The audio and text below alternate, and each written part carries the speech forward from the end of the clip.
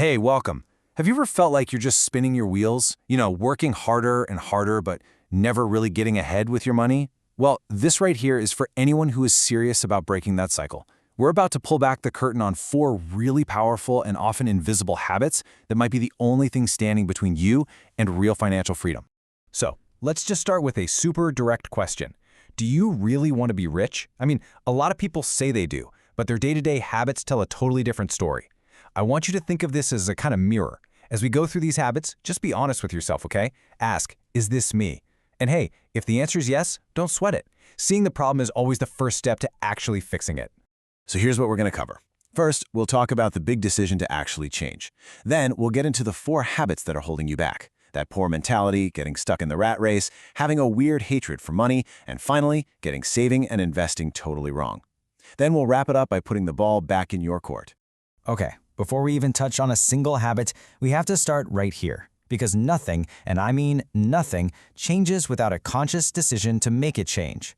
You can learn all the tips and tricks in the world, but if you haven't made that internal commitment, none of it is going to stick. Your mindset is literally the foundation for everything. All right, let's dive into the first habit, which is probably the most destructive of them all, the poor mentality. And listen, this has nothing to do with the amount of money in your bank account right now. It's all about your default setting, that habit of always looking for someone or something else to blame when things aren't going your way. Does this sound at all familiar? Oh, it's the government's fault. Or the tax system is just rigged against people like me. Or the big one, the whole system is designed to keep us down. You see, this blame game is the #1 symptom of a poor mentality. The moment you blame something else, you give away all your power. But here's the thing. That way of thinking is it's completely out of date. We are living in a world with more opportunity than at any other time in human history. Seriously, you can reach a global audience with a business you start on your laptop. Those old barriers, they're pretty much gone. The only system that's really holding most people back is their own belief system. And this slide, this just nails the difference. Imagine 2 businessmen. They both fail, they both lose everything. The one with the poor mindset just gives up. He says, well, I'll just get by. And his brain literally stops searching for solutions. But the one with a rich mindset, he sees it as a speed bump. He thinks, hey, setbacks happen. I did it once, I can do it again. Same exact situation, but 2 completely different outcomes, all because of mindset. Now that poor mentality we just talked about, it feeds directly into our second habit. It's a phrase you've definitely heard before, but let's really get into what it means. We're talking about the rat race. So what is it, really? It's that exhausting hamster wheel cycle. You work hard in school, you get the degree, you land the job, you climb the ladder, you chase the next paycheck. But at the end of the day, you're just running faster on the same wheel. You never actually get anywhere new. And this is the blueprint for it, right? And it gets passed down from generation to generation. Get good grades, so you can get into a good college. Go to college, so you can get into a good university. Go to a university, so you can get a safe job. And then what do you tell your own kids to do? The exact same thing. It's a loop that just keeps on going. And here's the absolute heart of it. A job, by its very nature, is the engine of the rat race. It's designed to pay you just enough to survive, just enough to pay the bills and feel kind of comfortable, but rarely enough to become truly wealthy and break free. It's designed to keep you right there in the middle.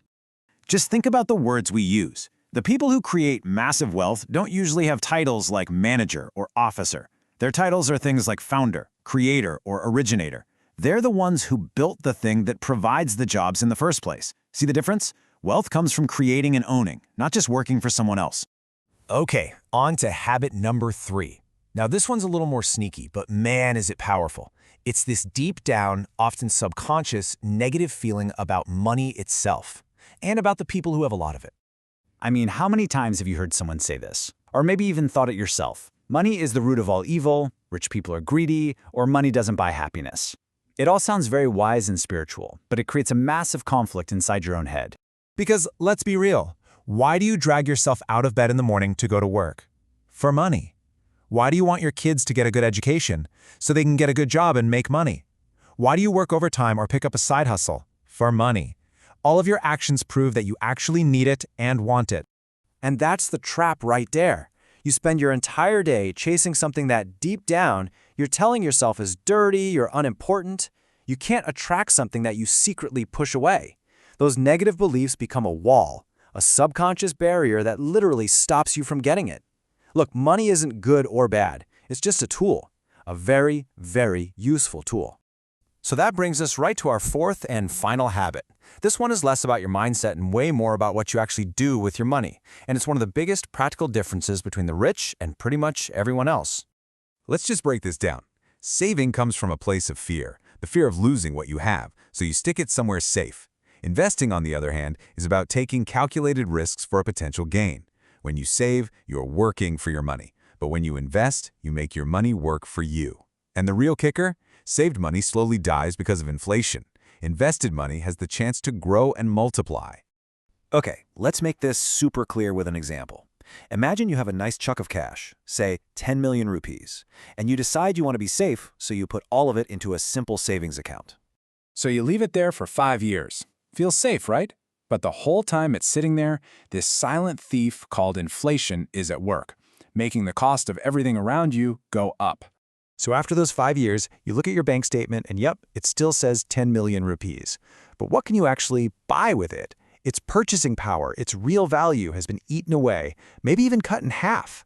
Your safe money has secretly made you poorer. Meanwhile, an investor could have potentially doubled that same amount in the same time frame. So there you have it, the 4 habits: the blame game, the rat race, resenting money, and fearing investment. And now it all comes down to this. The information is right here in front of you, but just knowing it isn't enough. The choice of what to do next, well, that's all on you. Let's recap the game plan. Number 1, you've got to ditch the blame game and take full ownership.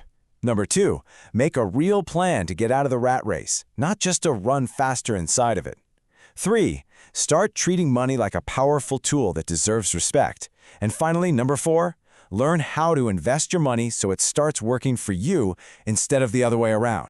And really, that's the bottom line. Knowledge is great, but action is what changes your life. You now know the habits that keep people stuck, and you know the mindsets that build wealth. So the only question left is, which path are you going to choose?